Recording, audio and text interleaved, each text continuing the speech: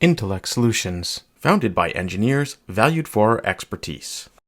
How's it going, everyone? So something really neat that we can do with Avaya Session Manager is block unwanted calls from reaching your end users by creating custom firewall rules on Session Manager. Let's see what that looks like. So I have a SIP trace up in Session Manager, and let's put in a filter -no to exclude SIP options in the SIP trace. And I'll make calls from 3 different numbers through my Avaya Session Border Controller. There we go, all 3 calls are completed, and you can see that each firewall rule that is triggered is called out in the trace. We can see that the firewall drops the packets for each invite, and then again drops the packets associated with the call disconnecting, which would be the SIP cancel. In addition to the call dropping, I have my Session Manager set up to alarm each instance of the Session Manager blocking a call so I can keep track of when these unwanted callers attempt to reach our users. It provides verification that the firewall did its job. You must have your Session Manager set up to alarm to your System Manager in order for this tracking function to work, but it's not required if one wishes to simply block calls. Now, before I get started with the setup of this solution, I wanted to note one following disclaimer.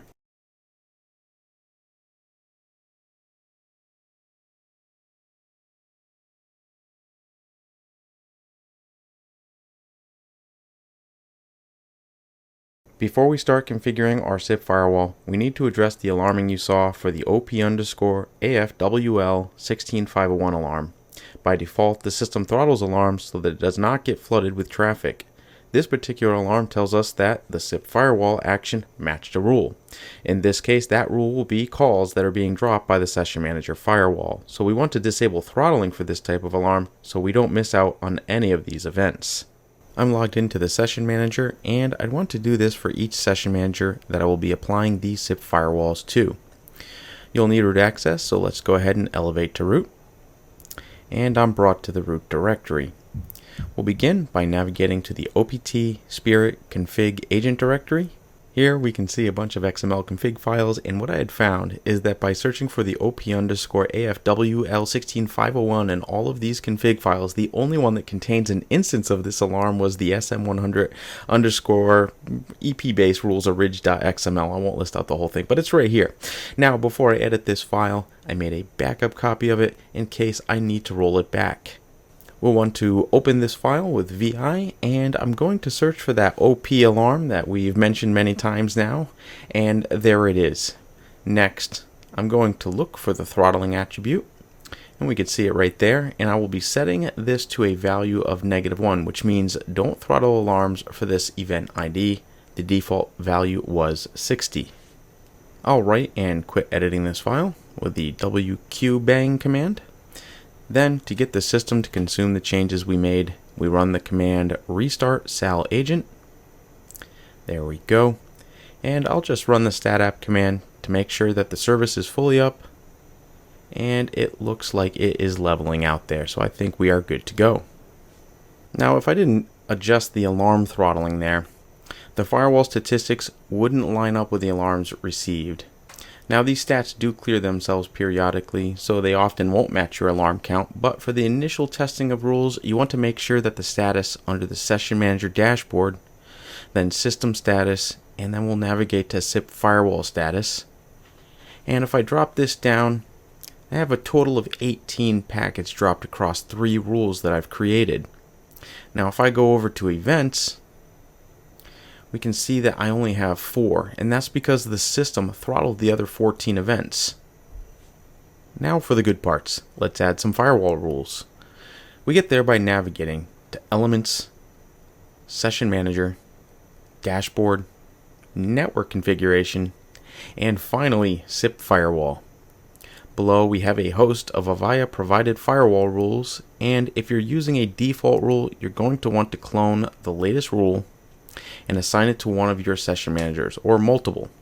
You can see that I have a new rule. It's called smlab 6.3.8 copy, and I've assigned this rule to both of my Session Managers.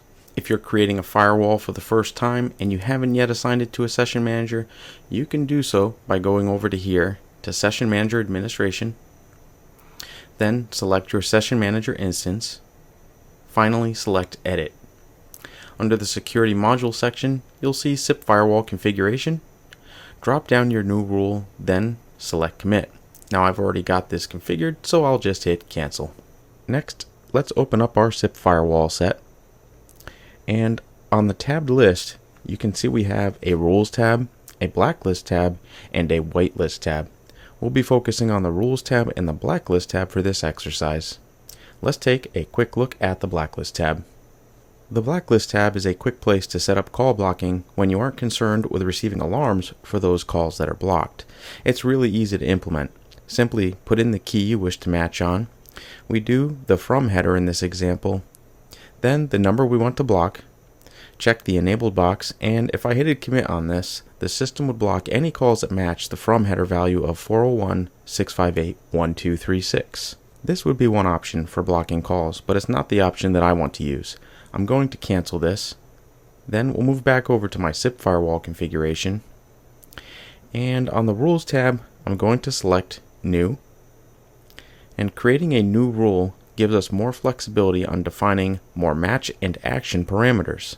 When using these rules, it is highly recommended that you test the rule with an option other than drop to observe its behavior before letting it drop matched packets. So that really ties into that disclaimer earlier. Now at the top, the rule is automatically enabled. We'll type in the name of our rule. And in the action type, I'm going to use permit for our test.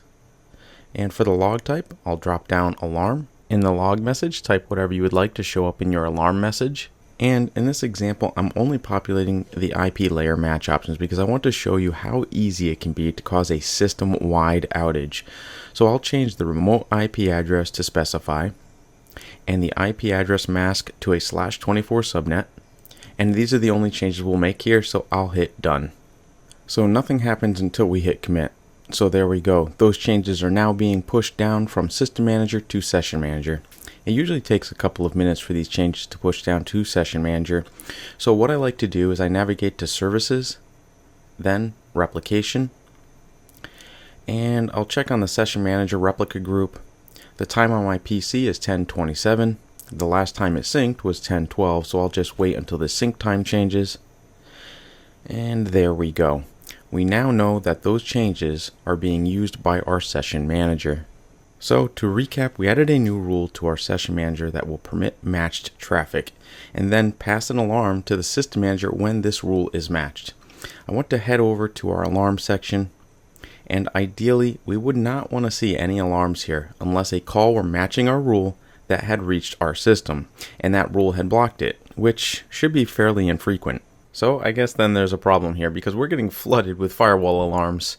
If I refresh, another 6 alarms stack onto our alarm list, we can see the rule matching all types of traffic, in which case are mostly SIP options message in my lab.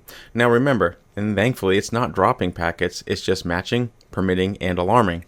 So again, since the action type was permit crisis averted here, now let's head back over to our SIP firewall. I can disable the rule by unchecking the enable box, then click commit, and within a couple of minutes those alarms will stop coming in. So let's see what would happen to my system if I went straight for the drop rule instead of permitting. That's what labs are for, right? Break my lab system, not your production system. Alright, first I need to head back into alarms, and I want to clear out all of those alarms that were raised so I have a clear view of the new events that will come into my system. I can do this by dropping down more actions, then selecting delete all. Next, I want to bring up a trace SM on my primary Session Manager. Alright, and I'll head back over to make sure there's no alarms coming in. Alright, we got a clear slate there, so that looks all good. And then I'm going to navigate back to the firewall rules. I'm going to enable it, then choose edit, and in the action, I'm going to choose drop this time. There we go, and finally, we'll click done, then commit. I could just almost feel the hair rising on the back of my neck, imagining that this was a production system.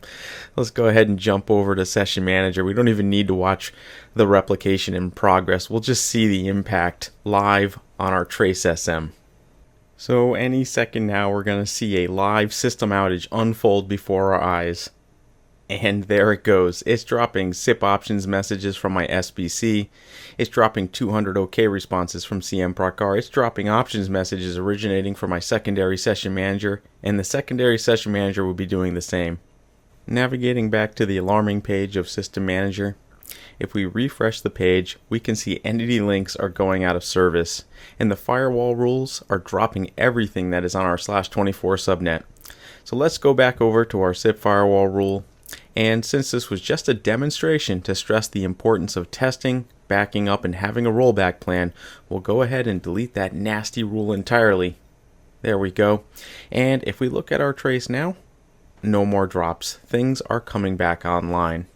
Let me go ahead and clear up those alarms before we create a legitimate firewall rule that will block calls. And look at this. I broke so many things in the system that the alarms just keep pouring in post-service restoration.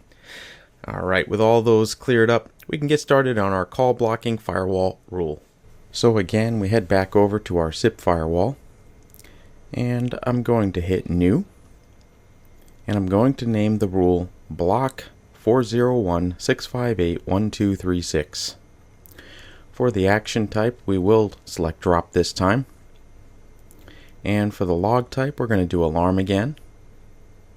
And in our log message, I'll say blocked and then the number we're going to block. This time I'm going to leave the IP layer options alone. Then for SIP layer match options, we'll go ahead and select new. The key type will be from SIP header. The value type will be regex. And for the value, I'll type in the number I want to block at period, which stands for any character, and asterisk for 0 an unlimited amount of times. I won't be changing any other options here, so I'll just click done, and then we'll hit commit. I have confirmed that the system has replicated, so let's make a test call while running a SIP trace in my primary session manager. I'll dial extension 1994 from my other extension, and there comes the invite. We immediately get a drop for the invite, and then again we get a drop for the cancel. And that's actually why we get 2 alarms for each attempt. Heading over to my alarms, I can see the SIP firewall rule has kicked 2 alarms. Remember, that's 1 for the invite and 1 for the cancel. And there's some great details in there, including the rule message, and some SIP data is pulled into the message as well, like the from header, the to, and the request URI information pulled from this event. intlx Solutions, empowering people, connecting businesses.